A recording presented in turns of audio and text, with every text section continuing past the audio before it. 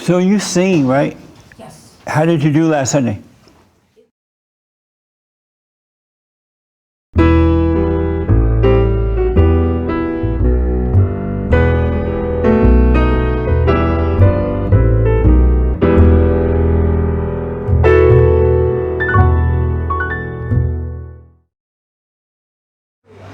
Oh, good.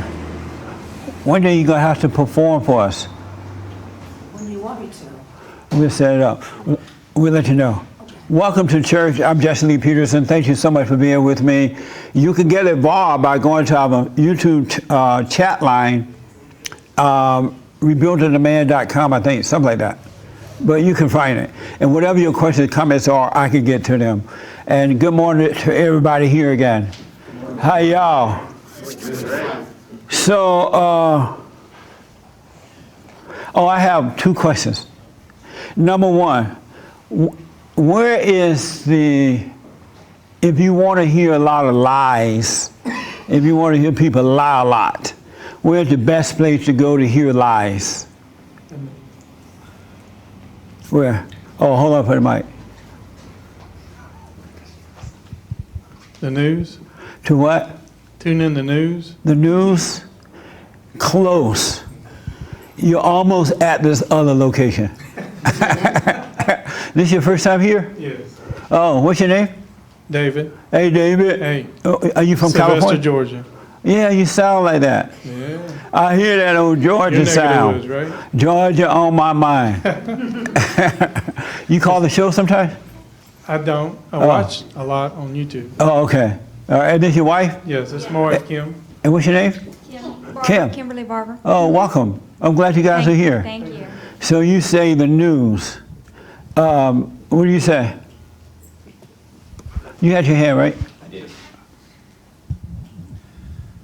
I'll go with funeral for 50 points.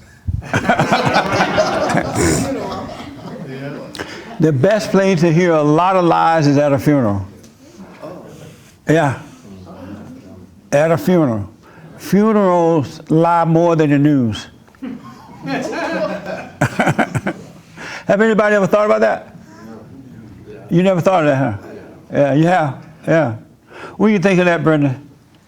I think it's very perceptive. So what?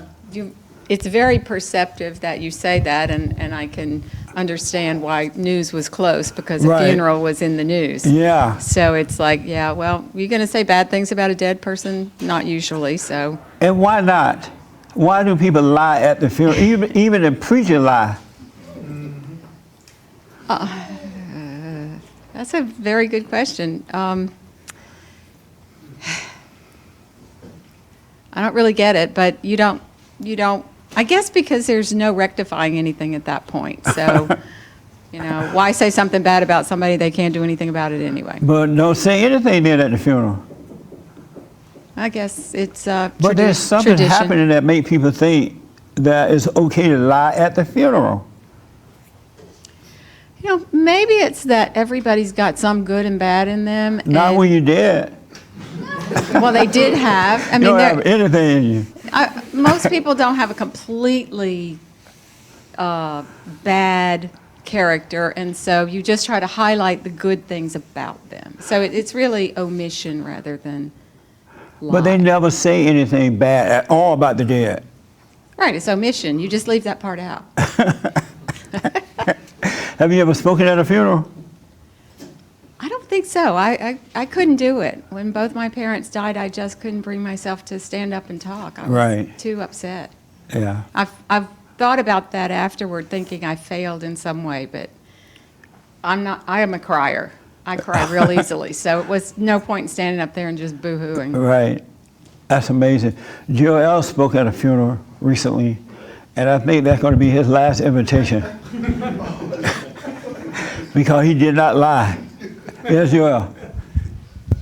I was going to say there's this weird honoring that people do when people die. Like they suddenly go from being a regular person to special when they die.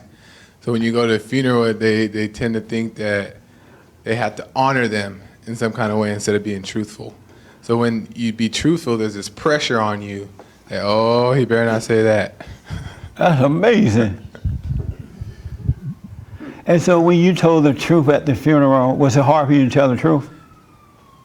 I was nervous, yes, because I knew that they weren't gonna like it. I knew there was an expectation to just highlight, like she said, the good things. Right. Right.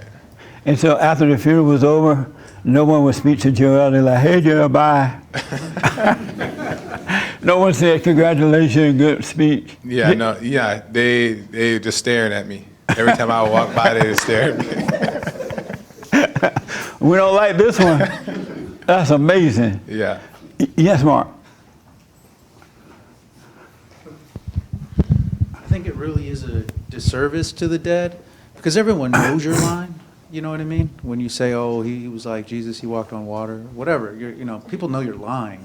But why? What is it about people that been conditioned to lie at the funeral? Even the preacher lied, and the preacher didn't even know the person. Like, oh, this was a wonderful person. I think They blessed their family. I think you just said it. They're conditioned to because it's all about feelings. They're of the lie. They want feelings.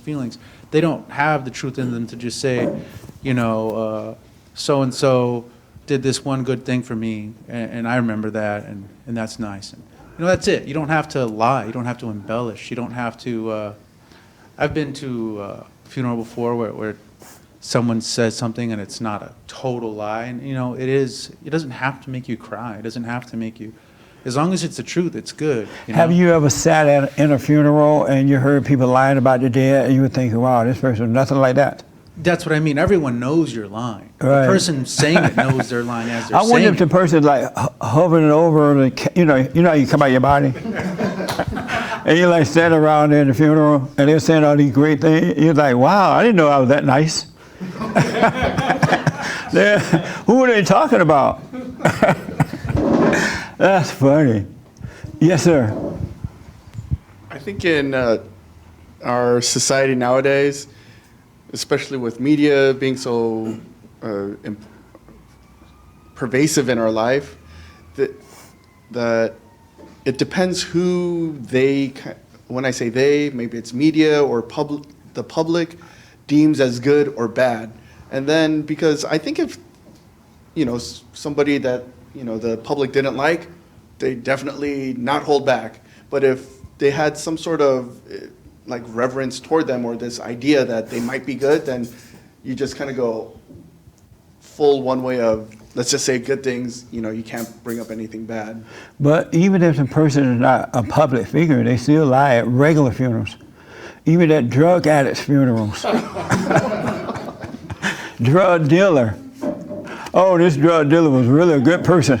And then if you notice, when people die, everybody go to heaven. I never heard at a funeral that this person went to hell. And you got me on that. Have one. anybody ever heard that? This was an awful person. I'm sure they bust hell wide open. Even that person's in heaven. Yes, Mary. I think they lie because they want people to say good things about them when they die. That's why they lie? Yes, because Oh, so they're thinking, you know what, I'm going to be dying one day, so let me get up here and lie. because they have to think that, they did a little bit of good and whatnot. But when I die, I want people to say good things about me. You do? No, that's what they're thinking. Oh, do you want, when you die, do you want me to say good things about you? I don't really care. No, don't have me do your funeral then. I don't really care.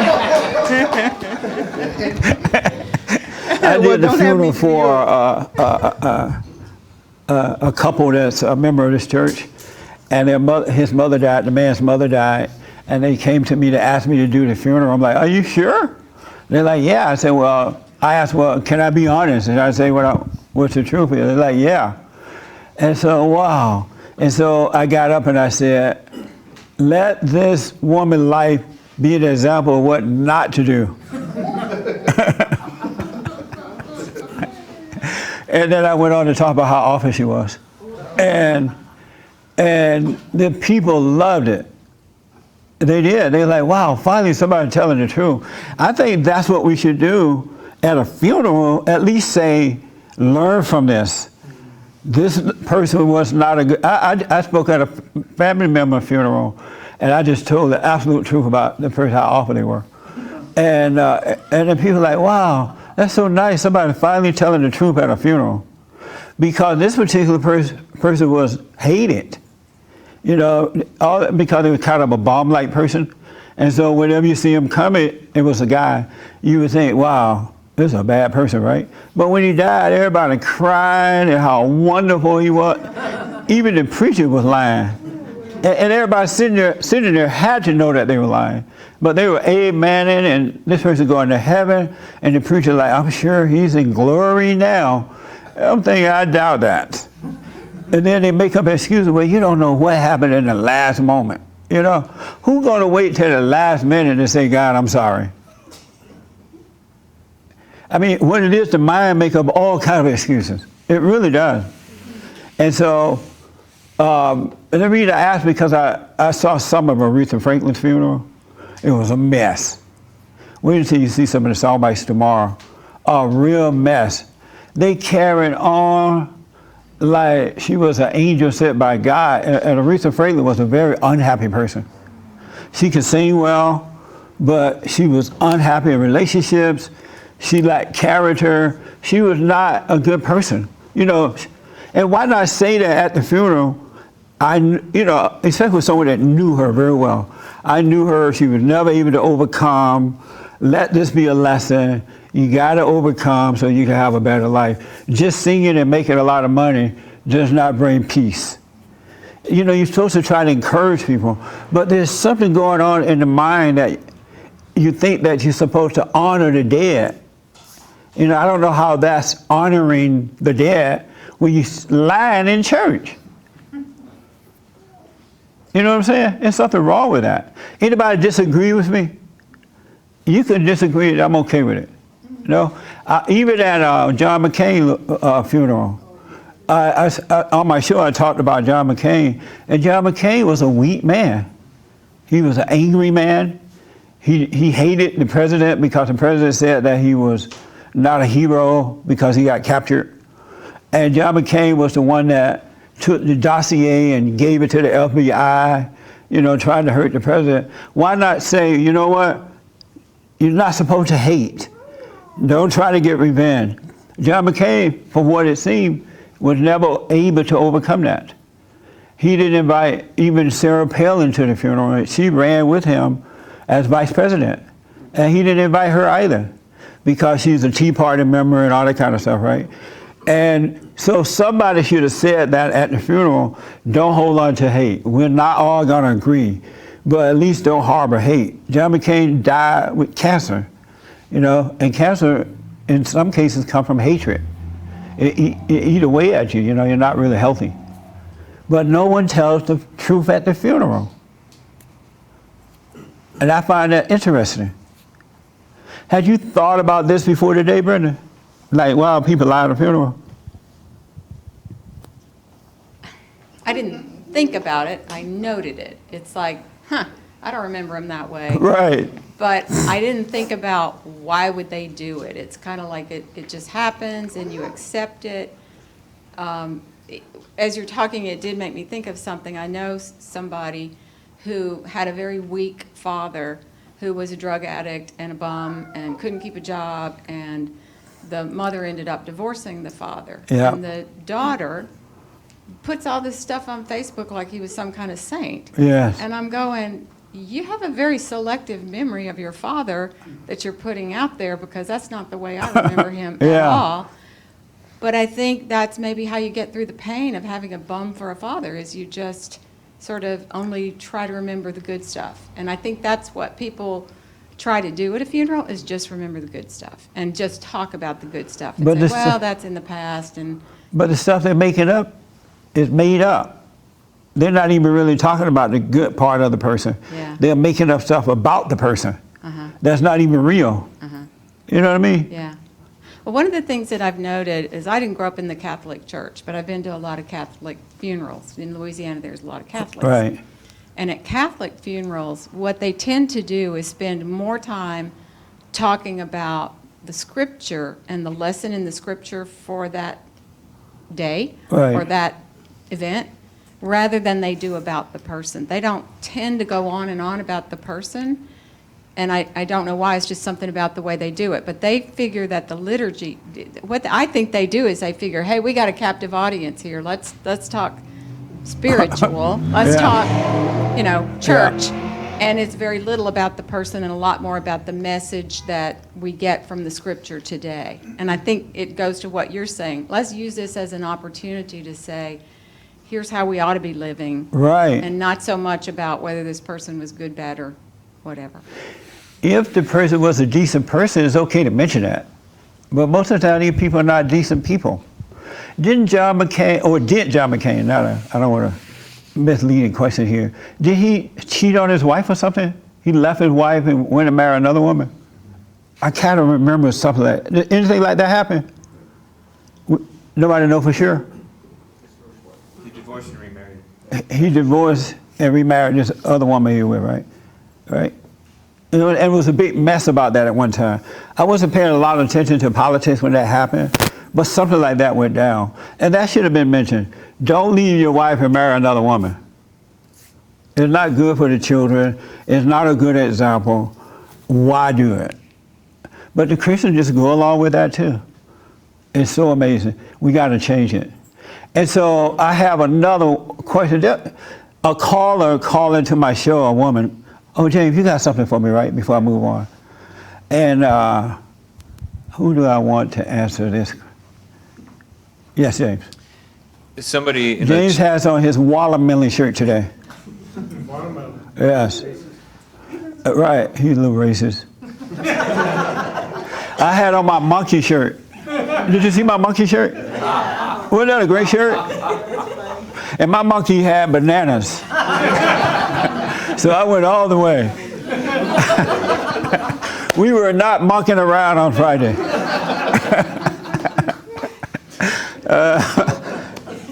Anyway. about Sorry the about about the saying nice things at funerals. This person says it's called empathy. It's the human thing to do for the family. Really? Yeah. That's amazing. So lie to the family, that's love. Just wanted Okay. to mention it. Okay, I appreciate the feedback. Maybe that's what they're thinking. Yes, sir. I think it's also something very similar happens at weddings. People just see, like Brenda was saying, they have an audience and they want to have a little performance. And they're like, oh, James is getting married. James is my best friend. Me and James, I love James. Me and James, it's like it's about them. Yeah, you know? that's It's a like, good point. Give me Yeah. 15 seconds to shine. And so when someone's at a funeral, it's like, oh, I love this person. There one time they gave me $1 and that means everything. And it's just like, It's amazing. get over yourself. We got to change that. We are the light of the world, salt of the earth. Yes, Brenda. I did a wedding in Alabama with one of the Bond guys. He got married, so we all went back there for the wedding. And so they had this big old nice, beautiful wedding. And I was standing there with the guy and the woman coming down the aisle. You know how they do that, right? And they sing "Here Come the Bride." And then so while she's walking down the aisle looking all pretty and stuff, I said to the guy, man, you're making a horrible mistake.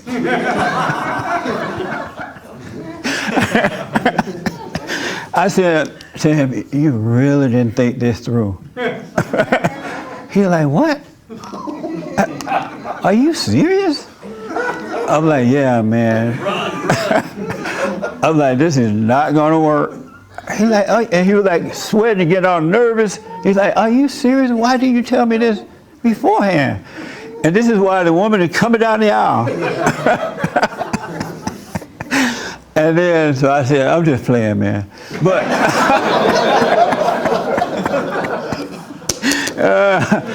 some of you, with my friend Clint, you know Clint? Yeah. I was feeling bad I wasn't invited. He was sweating and nervous, like, what? Why are you just not telling me this? Too late now, man. But I told him I was playing and he relaxed. And the wedding was fun. And they're still together. And they have 3 nice kids. Yes, Brenda. Okay, so I would like to revisit what you just said, because you just said it's wrong to divorce somebody and go marry somebody else. Yes. But in that situation that I just told you, where that young girl's father was a drug addict and a bum and wasn't supporting his family, and his wife divorced him, and she went out to work and took those two children and supported them, and then met another man who was very responsible and gave them a better life, and they had two more children together, but with the new husband. But that previous father was not supporting his children, so I think she did the right thing to divorce that man. No, what happens is if you're married, unless your husband die or wife dies, and I think you can get out if you cheat on you as well. But you're not supposed to remarry because in reality you're still married. And then what happens is the mother should get rid of all the anger and love God with all her heart, soul, and might. And the same spirit that's working in the man will work through her as well and help her raise the kids. It will cause her to raise the kids in the right way to go. And he will also provide for you as well. But you have to have faith in God in order to live that way, and you have to become that way. And then because the kids they don't accept step parents. Their soul don't accept it because their spirit only identify with their natural parents. And so when another man or woman come in the middle, that person stand between the kids and the parent, and now the kids are feeling left out. And they're feeling like the parents are selfish, the parents are not thinking of them. Kids do not accept step parents. I wanted to respond.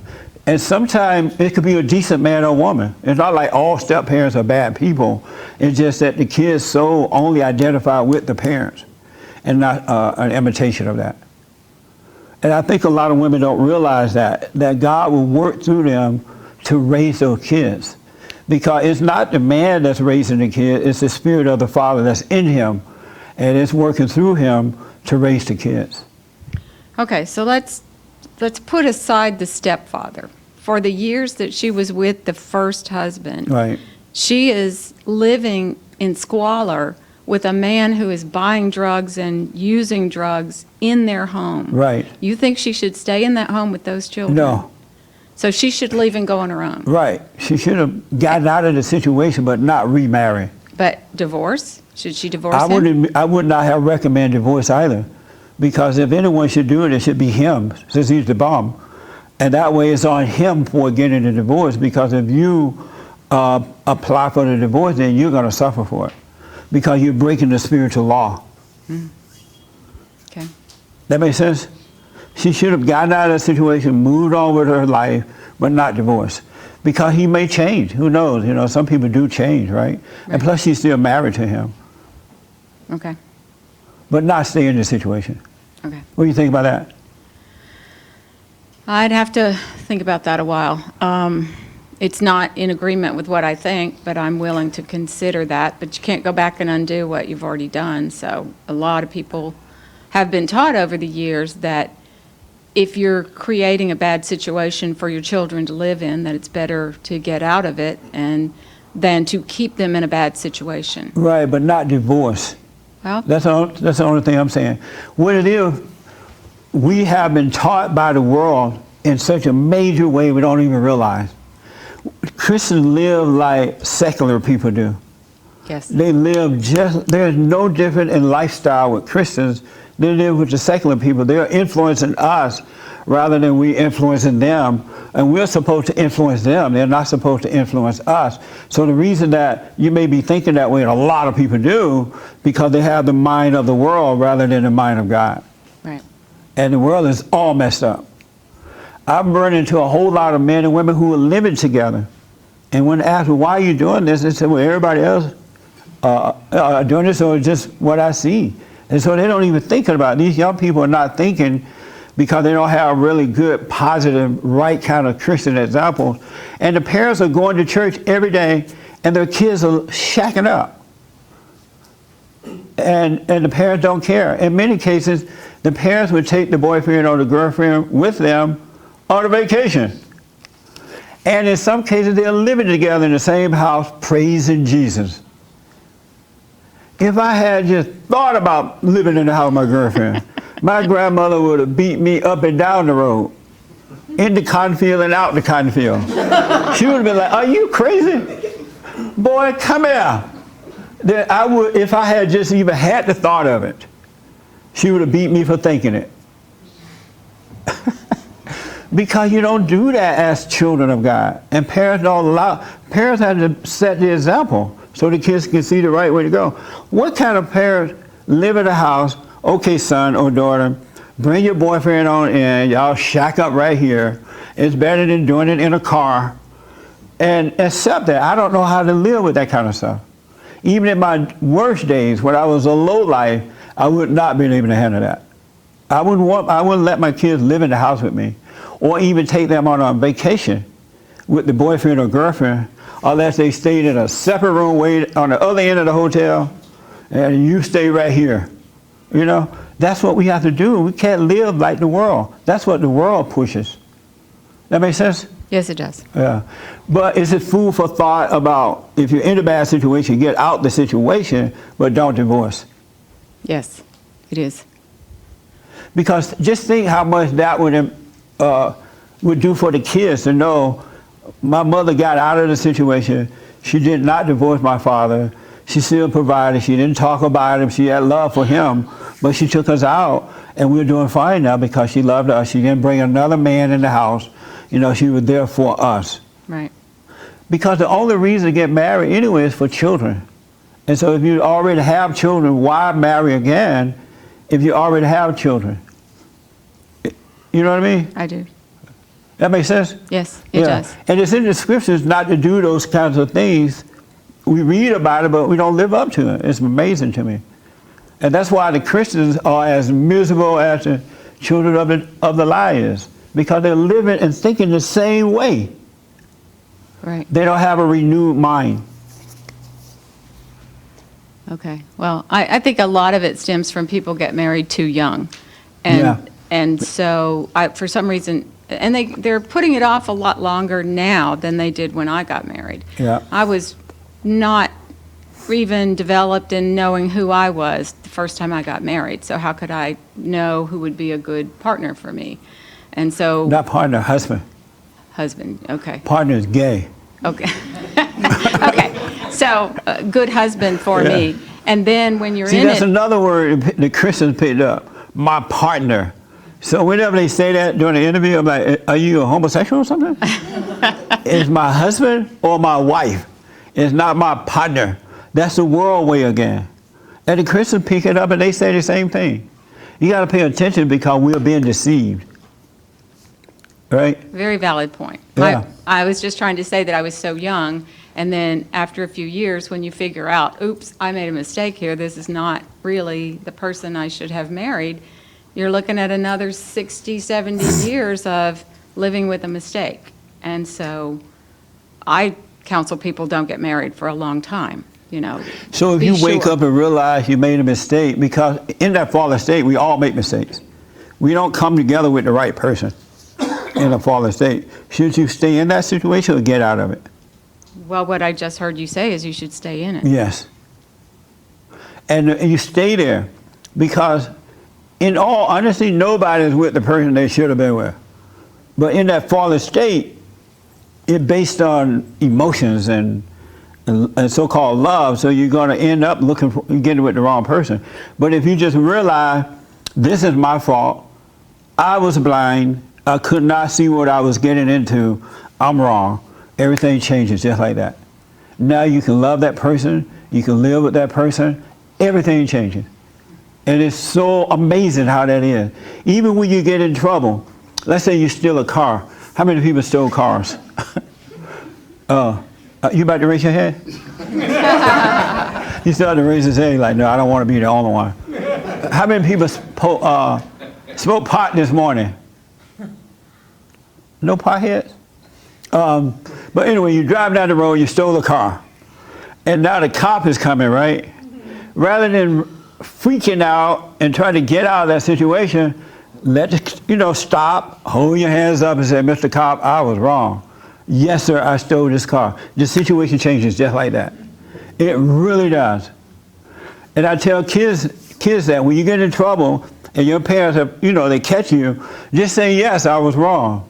There's nothing the parent can do after that. And you change after that. You admitted that you're wrong. Everything changes just like that. Isn't that nice? No? Try it. It really does work. Okay, let me do this. That make sense, Brenda? Yes. So does it make sense you married the wrong person, but you realize you were wrong, but don't leave the situation? Just become a good wife. Right. That makes sense? Right. Yeah. I don't want to turn this into a thing about me, but yeah, it makes sense. Too late. No, I'm kidding. I'm kidding. But we're not taught that by our parents. They're not that kind of example. They should be an example like that. So as we were growing up, we could see how to deal with things. We, in that fallen state, and even Christians deal with situations like the world does. The first thing they want to do is get out of it. The first thing they want to do is blame the other person. Because when things are happening to you, you are involved in that too. You brought it on to yourself. You made that happen. That's why God said, admit you're wrong and he can take care of it for you. It changes as soon as you admit you're wrong. It really does. I saw another hand before here, but let me go here. Yes, sir. It's a pleasure to be here. It's an honor. Is this your first time? Yes, sir. Oh, what's your name? Martine. Martine, welcome, buddy. Thank you for coming. I have a question. I'm a bloody idiot. I got a DUI 2 months ago. I get gout, and it's both hereditary and my diet because I did 23andMe. However, I don't agree with the ethnic makeup, but I believe the medical report is very accurate per se, at least 85% accurate, and I know I'm prone to get gout. Anyways, I got a DUI, and I wasn't swerving. I didn't drive recklessly. However, I was speeding, and I passed 2 highway patrols, and they pulled me over. And the highway patrol officer asked me, do you know how fast you're going? I know, officer, how fast I was going, but he did his job, and I commend him. So I'm willing to pay the piper. I believe it's important for us folks to have integrity. I think it gives character. That's all I wanted to share, sir. Yes, absolutely. Absolutely. I have a friend who got in trouble, DUI trouble, and he told the cops too much. He was too honest. I'm like, something you don't have to volunteer? But you're right. It's character. It is something else having character. It really is. It's so different than what you could even imagine. It's a light unto your feet. It renews your mind. It causes you to deal with life differently. Nothing is that important, no matter what it is. When you become a son or a daughter of God, it's so amazing. Because you're now living from his nature rather than the nature of Satan. Because all people who have anger, are children of Satan. That's why you have a bunch of excuses and all kind of stuff going on. But you got to admit that so you can overcome it. You know, I saw your hand a while back, right? I'm sorry, go ahead. Yeah, I just wanted to mention, you really threw me off when you said funerals was where there's the most deception, because I was going to say buy here, pay here, used car dealerships. Oh, that's a bad one too. But they Anyway. don't lie as much as they do at the funeral. I'm just joking, Oh. yeah. But yeah, I did a little bit of research on what you're saying about the marriage thing, because there are strong pulls to not do it the biblical way. And, you know, Paul, for the body of Christ, he's a Gentile representative of the body of Christ, and he says he doesn't even recognize divorce. He just says widows, and then widows that are widows indeed. Those are the only single women that are recognized in the body, you know? Whereas, maybe in Matthew, Mark, Luke, and John talking to Israel, there was a recognition of Moses giving divorce, but in the body, which we're a part of, you know, there's not even talk of divorce. It's just widows who are widows indeed, and the other widows where the family members are able to take care of them. So the church only takes care of widows who have no family. Yeah. But other than that, there's no divorced women. One thing I know for sure and without a doubt, if we were truly children of God, if we were sons and daughters of God, there would be no divorce. You will have one wife, one husband until death do you part. I have no doubt about that. Zero doubt about it.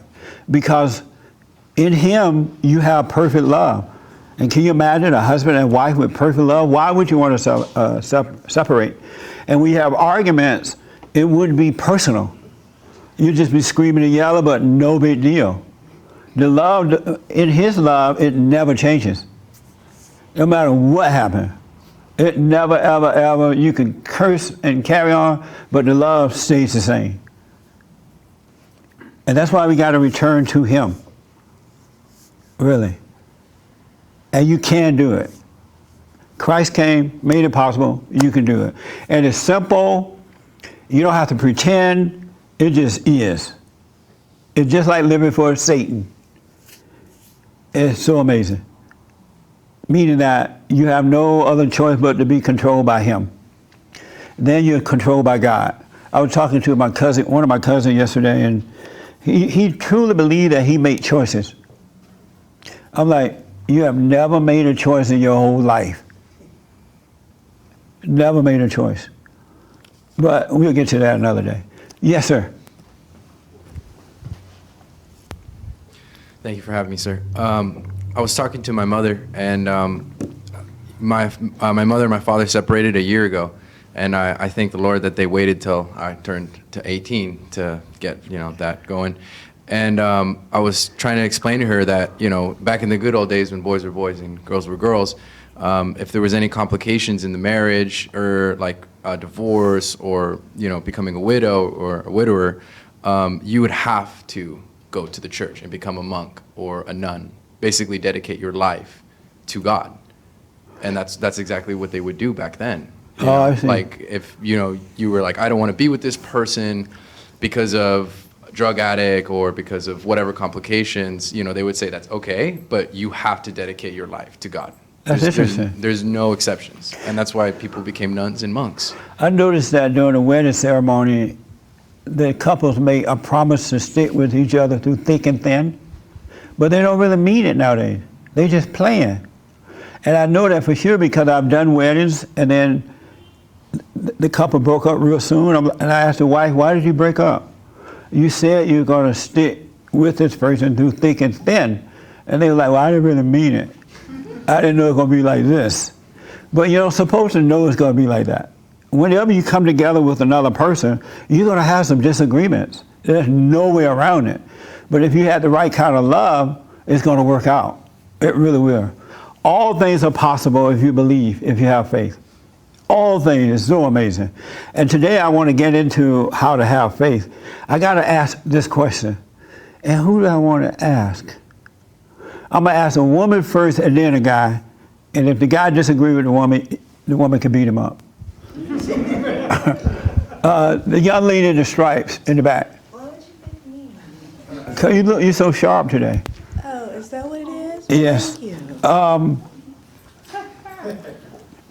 I had a nice lady call my radio show, and she said, Jesse, women don't believe that they sin. And when she said that, I was stunned, because I was like, wow, that's an interesting statement. My question is, do women believe that they sin, that they don't sin? Well, I can't answer for other women. I can answer for myself. And what do you say? I said no sin is no greater than no other. So what now? No sin is no greater than any other sin. No, do you sin? Of course I sin. Do women sin? Of course we do. Oh, okay.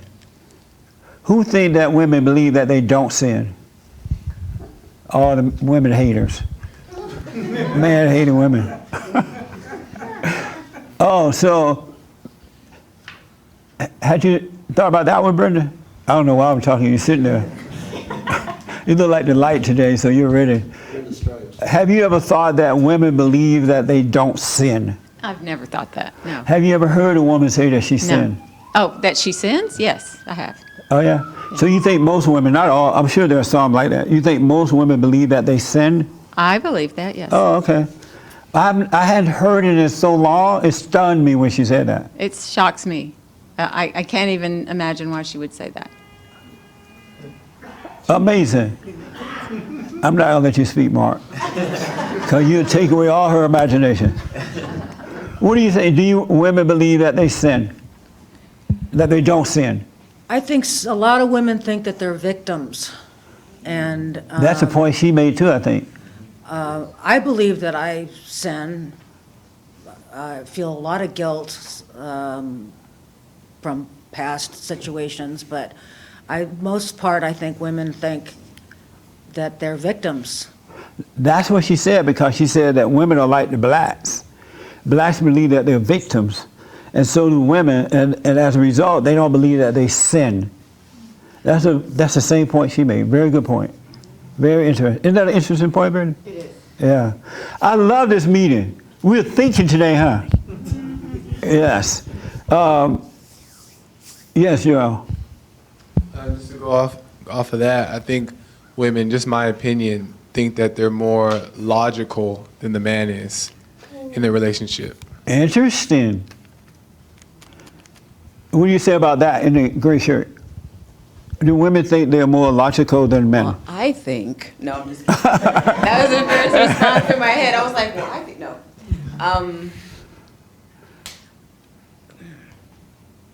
Yes, we do. A lot of times we think we have all of the answers. Yeah. And I agree with the victimhood thing, because women pick and choose when we want to be the weaker sex. And amazing. Yeah, we do, because we know how, I guess. Yes. And the way that society is right now, it pretty much plays to that. And it gives us a lane to do that. So a lot of us do take advantage, and I am beginning to catch myself doing it. Right on. Like I said, what I thought in my head, I knew not to say it, and really be serious, because I knew that was more of a knee-jerk response, and we could probably go at it and all kinds of stuff, and it's That's nice that you could see that. Mm-hmm. Absolutely.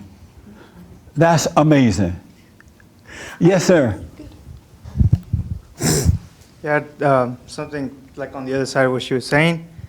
When I was with my ex, she would kind of take care of the things inside, and I'd just be focused on things that would inside the house. And I'd just be focused on providing and all that stuff. So I was kind of blinded to what she was doing, and she would kind of like stash money away for her and use my money to pay her bills and all that stuff. And I was so focused on just providing that she kind of set herself up to be the victim. So I kind of understand what you were saying, that you pick and choose, or women can kind of choose what they want to be. That's amazing. That's- This is that's why just my men got to experience. wake up and become men of God. Yeah, when I woke up, I started noticing like her pattern of what she was doing. Yeah. And then I just kind of cut one thing off at a time, and then she started getting more and more angry every time I did. And yeah, so that's why she's my ex. This your first time here? Yes, this is. What's your name? Christopher. Christopher, welcome, man. And so how long had you been married? I wasn't married. Oh, well, no wonder. Yeah. You were living with her? Yes. Amazing. Yes. Never, ever, this is for men and women, never, ever, never, never, ever, ever, under any circumstance, move together until you're married. Really? In my defense, I agree with you. That was a retarded move. Yeah. What made you do it at the time? I thought I loved her. I wasn't sure, but I wasn't sure now, but I thought I did. Yeah. So. How many kids you have? One with her. I have another one with another mom. But she was a drug addict and she left, so that's not my fault. Oh, so she was a drug addict. You had sex with her, made a baby, and not your fault. No, that was my fault. I take 50% of that. Oh. That blame. All right. So did you get with her after the divorce or before? I've never been married. Oh yeah, that's right. Yeah. But did you get with her while you were living with this woman, or after you broke up with her? I'm sorry, I didn't understand the question. So you were living with a woman at one time, right? Oh, this is like 9 years apart. Oh, I see. Oh, Yeah. okay. And so how did you wake up? I started thinking I was crazy, and then I realized that the world is nuts. Oh, good. So. Did you overcome your anger? Yes. And how, did you go and forgive your father and mother? Yes. As soon as I ran into your videos on YouTube, Yeah. I went to my mom. She left after that conversation. She was mad at me I think she still is, but I don't She know. was mad? Oh yeah, she was What did pissed. she say? She started blaming me for a lot of things. And Of course. I'm the child. So, she kind of stormed off, and she moved out at that point. She moved out? Yeah, she was staying with me for a little bit, Oh, so after you confronted her, she moved out? Oh yeah, that very night, it was like at 10 o'clock at night, she left. Really? Oh yeah, she was livid. Man, you probably thinking, wow, I should have done this a long time ago. I didn't realize that's all it was going to take. You're not wrong. Wow. Yeah. That is nice, man. Yeah, and my dad, he kind of broke down and told me, like, you know, all the things that was happening at the time. So me and my dad have a better relationship. Right on. We don't talk as much as well, we talk more than what we used to, just not as much as I would like to. Right. So. Well, God bless you, man. Thank you. And stay with it. Do the prayer. Stay with that. You have not seen anything yet. She kind of accused me of domestic violence twice. Who? My ex. Oh, I thought you were about to say your mother. No, not my mom. And I just spoke the truth the whole time, and everything kind of flipped on her, and you know she's kind of in trouble now. So all I did was speak the truth. So there's no reason to lie, and that's right. That's a big testimony that I have. Like, right on, man. There's no reason for her to lie. What most people don't know, if you have faith and you become a son or daughter, you're that. Not talking about being it, but you are truly that. The truth is something else. It really, really, really is. But you got to be of it and live it so it can work for you. You just can't quote the Bible and talk about it. You have to become it. Because once you become of the truth, you're of God. You're of His love, His insight, everything, right? And so it works for you. It really does work. Yeah, my mom and a couple of family members were asking me, like, why aren't you scared? I'm like, I don't know. I don't feel the need to be scared. So it was just go up there and tell the truth. Once you overcome anger, perfect love casts out fear. You will have no fear. Well, that is cool, man. Yeah. So thank you. I owe you a lot for that. All right. Remember that during the donations when we take up. 10-4. When we take up offerings. No, I'm kidding. But right on, man. You made my day. That is something else. Anybody else did something brave this week? Oh, good. Let me take this young lady and then here. And then I got to ask, then I want to move to something.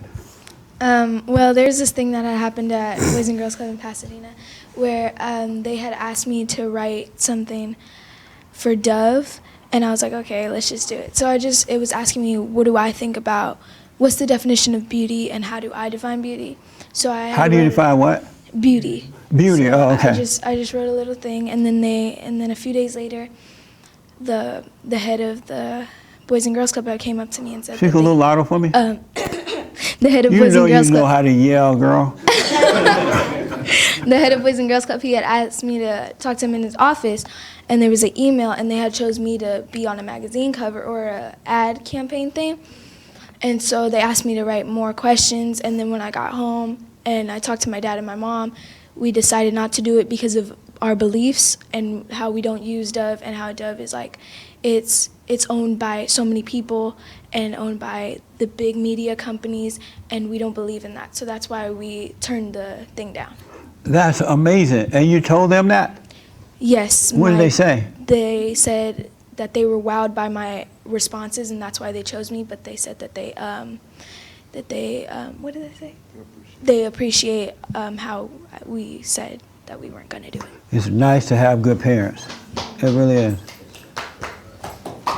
Amazing.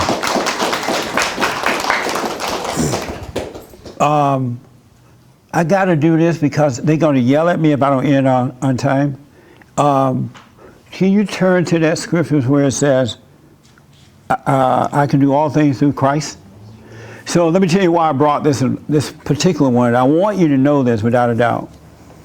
If you are a son or daughter of God, meaning that you truly have forgiven your mother and returned to the Father,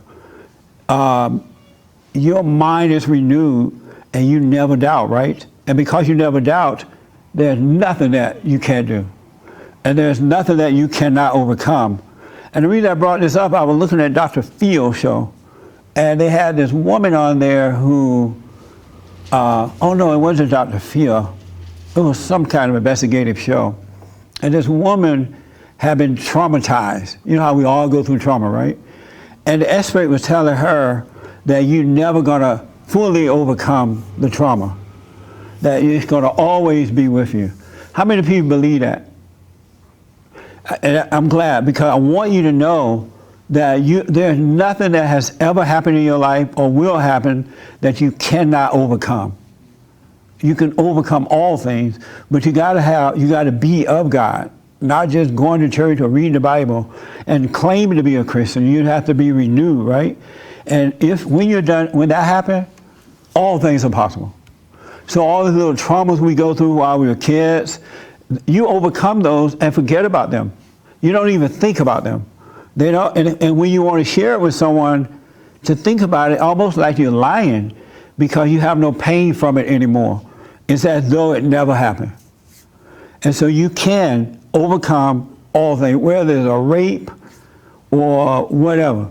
Because they have people who've been raped, they have those people believing that they can't overcome that. You're stuck with that for the rest of your life. That's a lie. The body heals. The problem is people don't forgive. They have this anger in their hearts. And so they're separated from God, right? And only God can give that healing life that you receive. Satan's going to remind you of it every day so you can judge yourself. And when you judge yourself, you're playing God and you're going to suffer. We do not have a right or authority to judge ourselves or anyone else. And that's why you stay in that misery, because you believe in the lie of Satan. And then you say, oh, you got to hate that person. And all that mess, you can overcome all things. Really.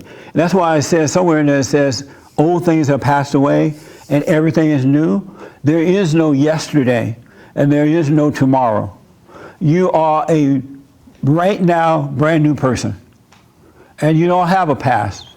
We've been lied to about that. You do not have a past. It doesn't exist. Only in your mind when Satan is your father. Remember what happened last year?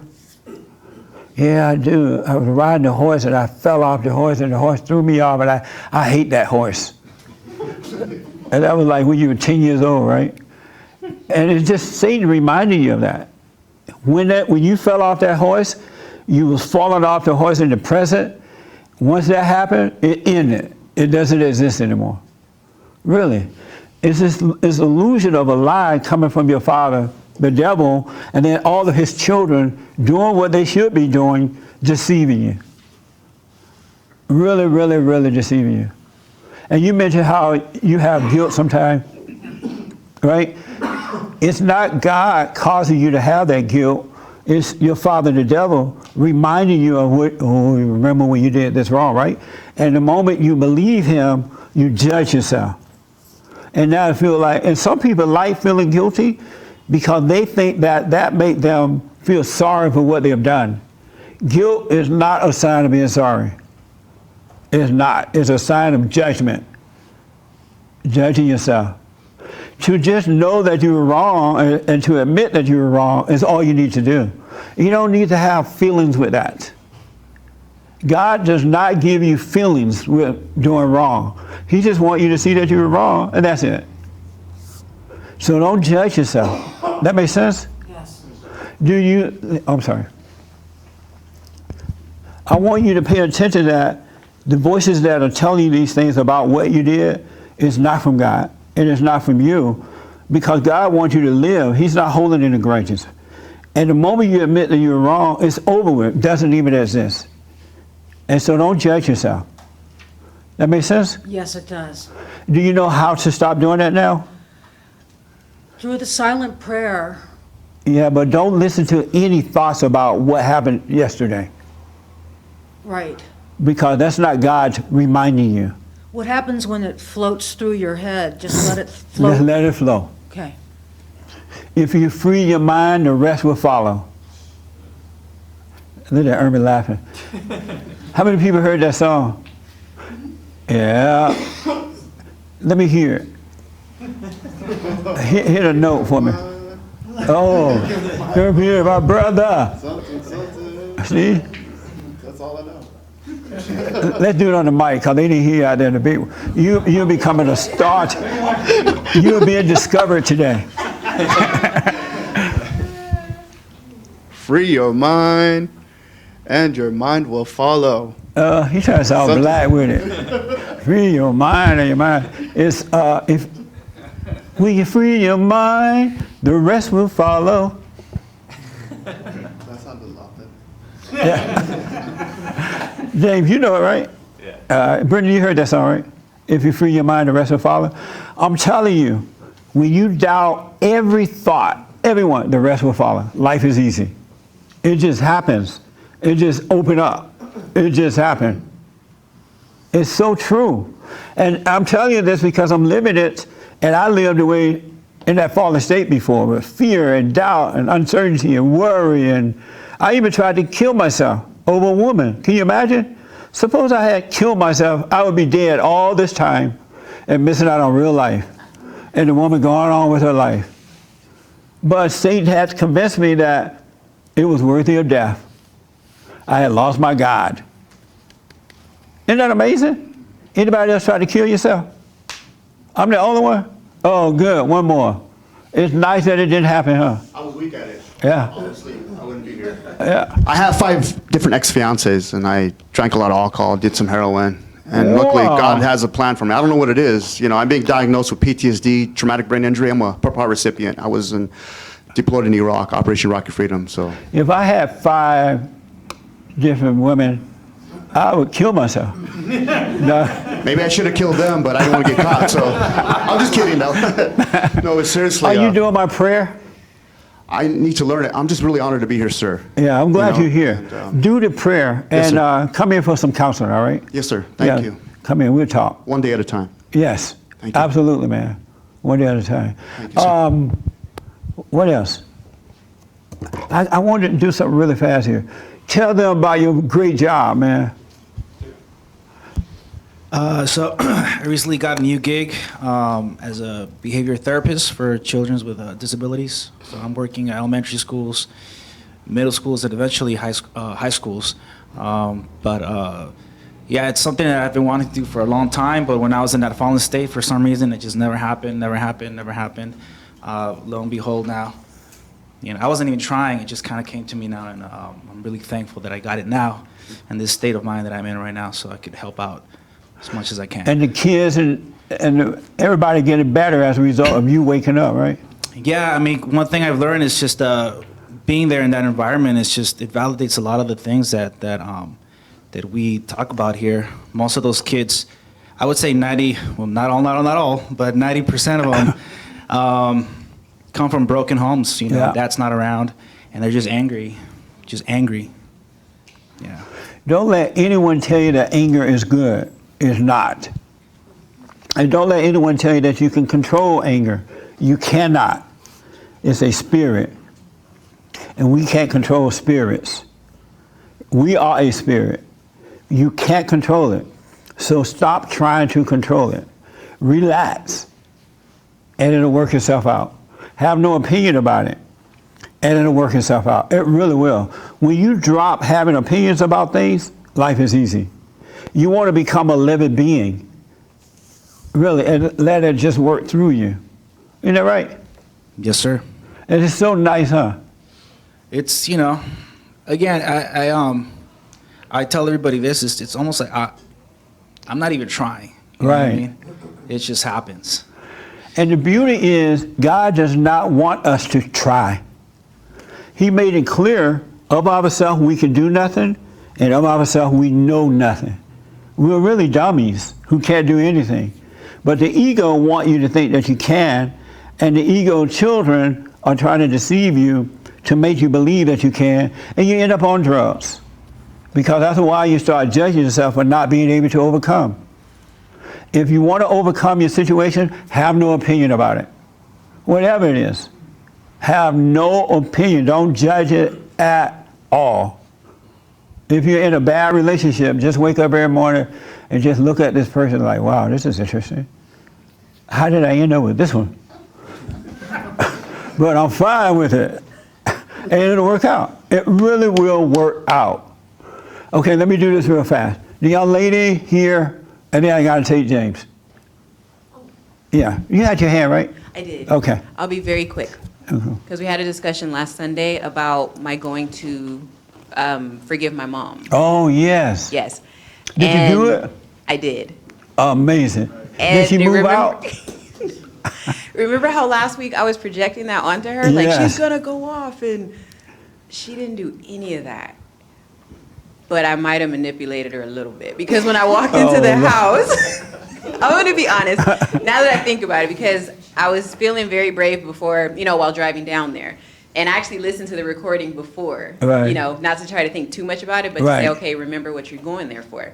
So it was just her and I in the house, which was great, and the minute I got there, I just thought, okay, let's skip the formalities because I have to do this. I can't wait, So anyway, sat her down. It took a very long time to get it out.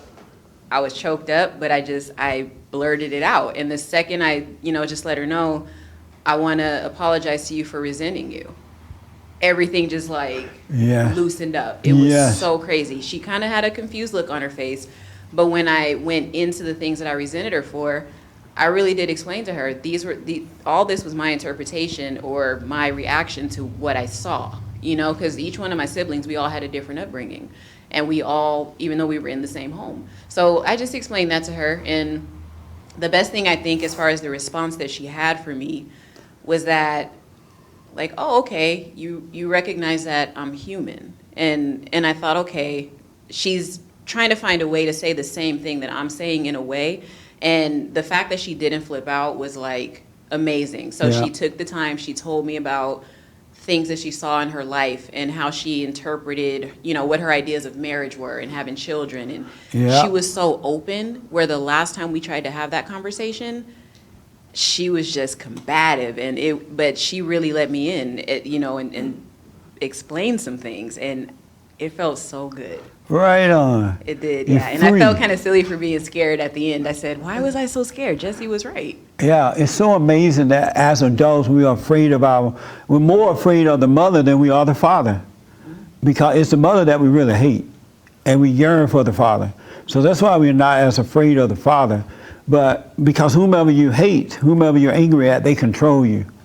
They really do. And you're afraid to speak up to them because you don't have the love, that perfect love, that cast out fear. So now you're controlled by this person. But when you're just going there to forgive them, you're not going to attack or any of that stuff. You're going to forgive. Then God take away that anger and put back perfect love. Because kids don't naturally have fear. They fall into it when they start to become angry at the parents, especially at the mother. Well, right on. And your mother's black, right? Clearly. No, I'm not adopted or anything. No one came to save me from Africa. Well, but no. right But yeah, she is. And like I said, I think too, I don't know where her growth came from, but I'm glad that it's happening. That's because right. even her energy was different. And Yes. it was the softest and easiest I've ever felt her. And I think that's all I've really wanted. So from now on, though, when you go around her, you be you, who you are now. Don't fall back into trying to be nice, Right. or going along just to get along. When she's wrong, correct her. That's what love is, and it's going to help you develop. You got me misty-eyed. Okay. Yeah, but if you don't do that, you're going to fall back under her control. Mm-hmm. And actually, we kind of got into a heated, not discussion, but I guess it was a discussion. I'll admit we were gossiping about some people, but From forgiveness to gossiping. Yes, and I thought that was so strange. And I said, okay, normally I feel worked up about it, but I just entertained it. And I said, I was just kind of, I hate to go back to the word logic, but I was kind of just like, why are these people worried about this situation? You can just do X, Y, Z, remove the emotion from it, and it'll be done. Yes. And she kept, no, but you don't understand, and there's emotion in it. I said, but that's the thing that's messing this up. Yes. So remove it. And she's like, you're just so logical. You always want to add logic to things. I said, well, sometimes you have to. You just say, and I "That's right, I Mom." let it go. I said, sometimes you just, that's just how I do it. That's And right. it. Beautiful. Stay on that path. Really, stay on it. It's going to be It feels amazing. very nice. Yes. It does. It feels so much better than the other, and having fear when I go around her, because now that I said that, the stuff I said, I feel so much more, okay, now you are my mother. We can we can just move along. Right on. And when you go back down there, if she turned the kids against you, just deal with that too. Yeah. Because she might, I'm not saying she might not do it, but a lot of times they go and say, your sister came by here today, and she accused somebody she hate me. Who does she think she is? You're like, oh my God, you hate mama? And all hell gonna break loose. Yeah. So be ready for it. Meaning don't resent them. Yeah. And just say, look, you guys can do what you want. I'm done with it. And move on. Yes. Now, one last thing. I'm sorry. I know I take so much time. Yeah. I did just, I guess, tell her, I talk to my older brother a lot, and sometimes he'll sprinkle in little things where you can feel that he does resent her, but if you ask him straight out, he will tell you, no, I love her. Right. And I guess I can't rush him into that, but I did just say to my mom, because she kind of mentioned she thinks it's there too. And I said, well, just listen to him, because whenever we're around each other sometimes, he will say something. And I'm telling you, he's sprinkling you a little bit just to see if you catch it. So I told her, just be aware of that sometimes, or try to, and just maybe stop him dead in his tracks and say, son, what's going on? Let's talk about this. Well, next time you talk to your brother, let him know what you did, and let him know that how things turned out for you, and he should just be honest with her so he can overcome it. Right. Because he might not realize how to do it or why. So make sure you tell him. Okay, I will definitely. Yeah. So what I got to do really fast, the young man with the baby, and the other young man sitting next to you, right here, and then right here, and we're done. So we're going to move a little faster. Go ahead. Well, might just like comment on what you're saying, that coming out of high school, I used to think I was really smart. I've read all the science books and all that stuff, and then but people used to think I was kind of dumb, and then I realized my level of ignorance, and then the moment I realized that, everybody started looking at me like, oh wow, you're really smart, like you can do these things. So that's that, you're not even trying. I understand that. So yeah, if you want to be smart, become dumb, become an idiot. Yeah, and then everything just opens up. Yes, absolutely, man. So how are things going for you? You were here last Sunday, right? No, I'm new. You're new? I'm new. Wow. But I watch you on YouTube, so it's been a pleasure. To me. And my name is Whenever Chris. white people come, let me know you're new. Because everybody look alike. No, I'm kidding. But what's your first name? Christian. How'd you hear about us? YouTube. Oh, good, man. Thank you for coming. Yeah, you're great. You're great. Thank you, man. Yeah. Did you go to your mother already? Yeah, I did. Oh, man. But, and what happened? Well, I've talked to her over the phone because she lives in England. Oh, okay. She's German. We both. So just to put everything, I don't have a father. I never met him. But I know he's somewhere in Turkey. He's an alcoholic. He lives his life on other women. So he sucks them dry and then disposes of them. You never met him? And I spoke to him on the phone briefly. The first thing he said, I should be thankful for him, to him for him putting me on earth, And I just it just rubbed me the wrong way. And then my mom, I love my mom to bits because she was the man of the house. She let us know when there was wrong. So it's me, my brother, and two younger sisters. All different. Well, my brother's same father, but both of my younger sisters have different fathers. They're doing okay now in the UK, but I'm here by myself, and I got here through just being angry. I was tired, angry. Oh. So I was angry in the situation that I was in the UK, and I just decided I'm going to take all my anger and just put it to one point. And I went to university, studied games design. And eventually I got a job, and I met my wife on the way. And all these things, they're all positive. And me being here and making a living is a really positive thing. But I got it through anger. Yeah. And I don't, now I'm at that point where, well, I've got everything I want now. How do I let it go? It's is there even a possibility for me to continue without it?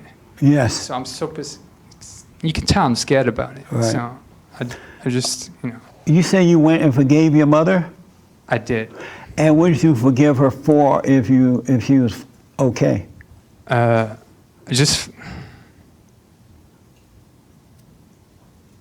forgave her for just being weak. And how do you know all these things about your father? If he didn't raise you, you have never seen him, right? Well, I spoke to him on the phone that he had the idea that I should be thankful. I just thought he should have been here working and giving his time up and being dedicated to the stuff that he does.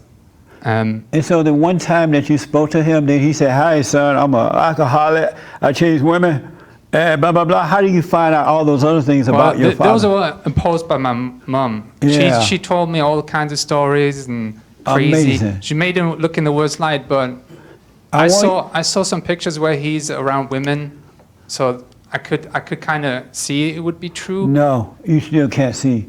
My brother went to see him. When he went there, he asked my brother for money. So I'm like, I expected that. You sound just like your mother. I'm angry. I want you to drop all those opinions about your father, because until you talk to him yourself, you don't know what the real truth is. And the anger that you have for your father is your mother's anger inside of you. Your father has not done anything to you. He wasn't there, so he didn't do anything. So everything that you're feeling is from your mother. You have identified with her, you think like her, you act like her, and you sound like her. Yes.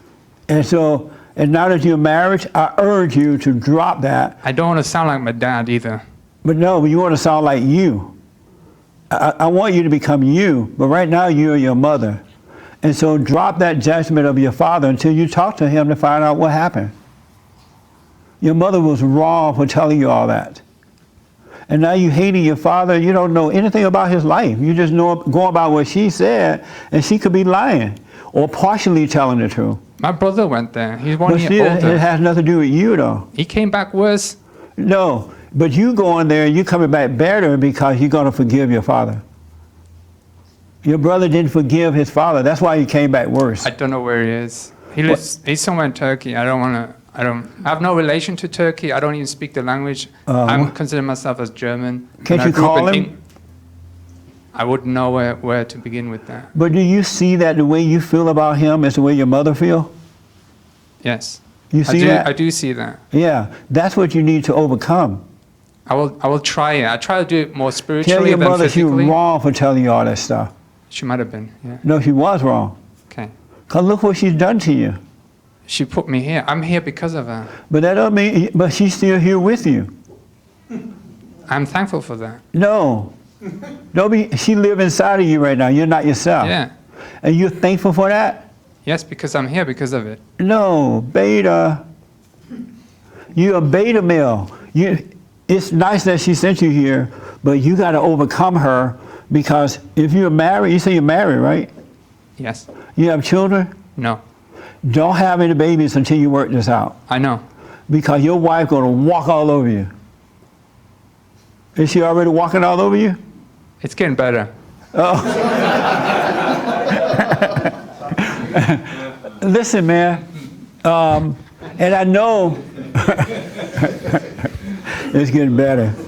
Listen, God is with you, because if he wasn't, when you saw my YouTube video, you would not have identified with it. True. It would have made you angry rather than, wow, this is interesting. I had 2 fortune cookies telling me, come here. See that? That's right. And so listen, I highly recommend you tell your mother she was wrong for giving you her identity like that, causing you to identify with her. You don't have your own mindset right now. You're hating your father with your mother's hate. True. And that's not good for you. And if you don't stop, your wife is going to run all over you, because you're going to be weak. You're going to need her in the same way that you need your mother. Right. And women don't like that. That makes sense? That makes sense. You're married to your mother already, because you got this wrong relationship with her. You identify with her rather than God that's in you. I understand. So your mother was wrong. She's not a sweet lady. Oh, she's not. But she's firm. I like it. No. No? Okay. No. I don't like it. Kids want good fathers and mothers. Right. Not firm fathers and mothers, but good fathers and mothers that love what's right. And they're a living example. Are you doing my silent prayer? Yes. Yeah. Stay with that. Are you doing it every morning and night? I do it just at night when I feel the most unrested. No, do it in the morning too, because you have most of your challenges are during the day. That's when you're really dealing with people Right. and things, and do it at night as well. Where do you live? In Santa Clarita, just like 40 minutes up. Oh, do you want to come in for counseling? Counseling? No, I'm okay. No, you're not okay. I'll donate. But still, you're not okay. I know I I'm want you to okay. be okay because you're married. Not even if you were not married, I still want you to be okay. I believe I can fix this Okay. by myself. Well, if you need help, we're here, man. I mean, your YouTube talks are like enlightening. Oh, okay. So All right. I just have to keep watching you and keep my eye on what you have to say, and I think I can pick up on some of those. Okay. Well, if you need it, we are here for you, all right? But you got to overcome your mother. I understand. Do not believe those things about your father. Okay. And even if they are true, that doesn't mean he didn't love you. True. And you're in the same situation that he was in with your mother. You're married to your mother, and if you don't wake up, you're going to leave home and become a drug addict and move to Africa somewhere, you know? And then she's going to tell your kid, your dad didn't love you. He was an alcoholic, a player. He just moved to Africa. I know those feelings, yes. Yeah. But you're going to pass that on if you don't overcome your mother. Okay. Really. Thank you. That makes sense? Yes. Yeah. I'm glad you're here. How long you been in the States? 5 years now. Really? Right on. Any other questions for me? No, it's just it's nice to be here and Yeah. see you in person. Yeah, I'm It's glad great. you're here. You're going to be fine, but you got to stand up to your wife. Are you afraid to stand up to her? No. All right. And so how do you react when she We just overreacts? argue really aggressively at each other. It's like a shouting contest. Really? Why did you marry her? Convenience. Convenience? Uh, Really? yeah. In what way? Well, I was in China for my first job. When I left after a year, I stayed at her mom's house, who's also divorced. But I paid pennies to stay there, but the visa kept running out every 2 months. So we just decided, let's just marry and forget the whole every 2 months going out of state to renew your visa. So That's we did an it. amazing story. Isn't that like an amazing story? So, do you still need her visa thing? No, she needs me now for visa things because Oh. she got here because of joint marriage visa. Oh, I see. So we both benefited. Like, thank you and thank you. So we both on even ground now. Oh, you're on even ground? Now, but Well, now we then- have to, Well, then, here's what I recommend. Divorce. no, Yeah. no, I'm going to stay with her Why? forever because I'm married But now. you got married because of a credit card. That wasn't even fake Oh, love. credit, just, no. I mean, not a credit No, card. but- in this, oh, let me ask you this way then. You might be onto something. You should have said- Is she ready to overcome all her stuff? if I do it first, yes. Oh, okay. Well, give it a good try. It But will don't make work any out. babies. I don't see the point. I liked her, but I wasn't like physically attracted to her. But you first. got married because you're trying to become citizens, right? Here. No, Or get here. We were already together in the university. Should have probably mentioned that. We were Oh. probably together for like 5 years before we were married. Oh, all right. So we were living together already, which is Amazing. bad as also, Yeah. right? So you want to be with her? Yes. Okay. Well, then work on yourself and see what happens. Yes. That way you can have authority over her. I mean, you become the head of her as Christ is the head of you. But you got to overcome your mother or it's not going to work. I understand. And if you don't overcome your mother and you stay with her, she's going to wipe you out. She really will, because women hate weak men. They really do. They need a man that's right. That make sense? That makes sense. So much work. Yeah, but once you forgive your mother, though, it'll become easy. Yeah. It really will. I didn't see it coming. Yeah. Anyone else? All right. James, one last question here, then we're done.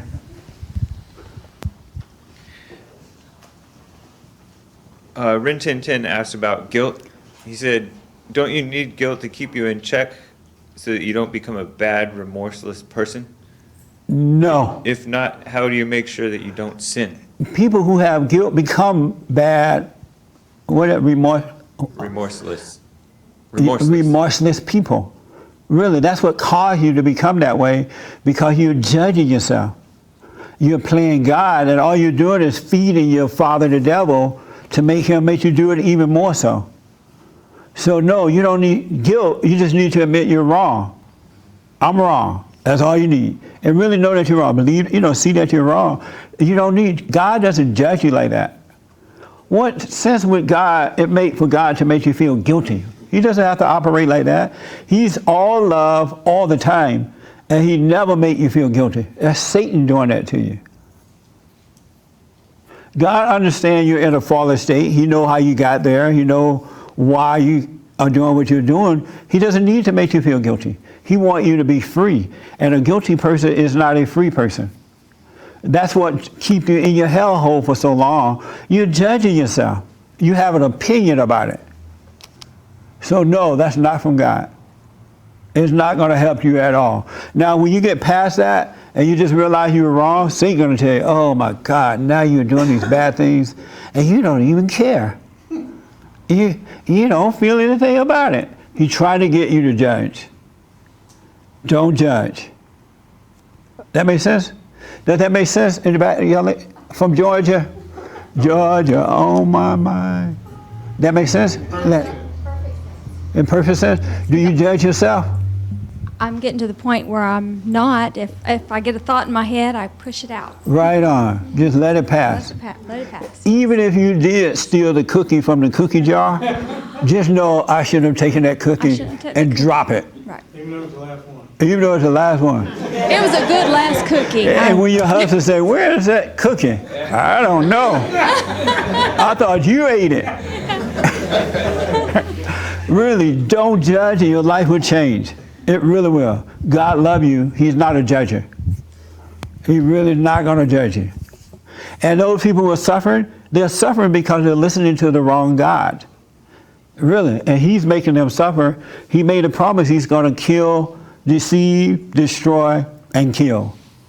And that's how he's doing it, by making you judge yourself. All right, that was fun. Wasn't that fun? I thought it was. Here we go.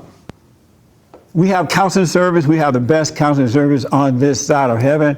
So if you need it, call us up or go online, rebuildingtheman.com. This Thursday is the first Thursday of the month, I believe.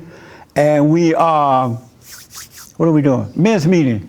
Men's forum this Thursday at 7 p.m., all right? The first Thursday of the month for men only, third for ladies only, Thursday. What else? Don't forget to donate. We need your support. We have books and things and all kind of stuff for your use. Tomorrow we're going to be live. We will do. The office is closed, but the radio show is live tomorrow. Anything else, Ernest? That's it. James? And don't forget, tell about the picnic. Oh, bring the mic real fast. For the people. It's for the church. That's all right. Let the world know we do other stuff. Besides. I'm sorry. Oh. When is that women's? Is this your first time here? Second time. Oh, okay. The ladies is third Thursday night of the month. For ladies only at 7 p.m. Okay. Yeah. All right, go ahead. Sunday, September 9th, we're having a Bond Fellowship field trip at the beach. We're going to all go down to the beach. No restaurants, no happy hour, unplug from the world, and just talk. Have fun. Have fun. Yeah, and don't be talking about your mama. Don't be all serious. Just relax. All right, have fun. Which beach? Ocean View Park. After church next Sunday, Santa Monica. Okay. We should put that on the website so that they can find it there as well. We'll have it up on the site. This your first time here? No. Oh, you been here before? Yes. Oh, okay. I remember now, the light shining in my face, yeah. You just call me all fancy, you know? I see your clothes, you look sharp. Well, thank you. All right. But the light shining on your face there, so. Oh. Yeah. What else? I think that's it. Don't forget to do the prayer, all right? Stay with the prayer. I'm telling you, I've been doing it 29 years, and you stay with the prayer, you stay connected to God's mind instead of Satan's mind, and he will show you how to overcome all things. All right, stay with the prayer no matter what, morning and night. And then after a while, it'll just become natural for you. All right, we need your support too here, so get your money ready. Esteban gonna be coming around to take it, and don't be cheap. Thank you all for coming, I appreciate it. We can also do credit card. Oh yeah, we do credit card. Oh, those that are here the first time, oh, I'll talk to the new people. I want you to see Hermes. You have to end it, right? Yeah, I'm done. Oh, goodbye.